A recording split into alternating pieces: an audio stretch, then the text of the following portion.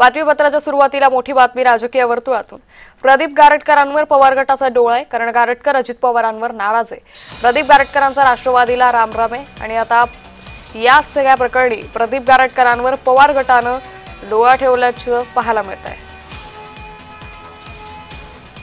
ज्या लोकांनी तुमच्यासाठी काम केले 25 वर्ष जे कष्ट घेत आहेत, मेहनत घेत आहेत, त्या कार्यकर्त्यांची निवडणूक आहे। त्यामध्ये त्यांना तुम्ही संधी द्यायला पाहिजे आणि जिथं सहज निवडणूक सोपी असताना तिथं त्यांना संधी द्यायच्या ऐवजी तुम्ही खोटं नाटं बोलून रेटून जर हे काम करायला बघताय, माझ्यासारखं कार्यकर्ता हे ऐकणार नाही। माझे ओम पिच आहे।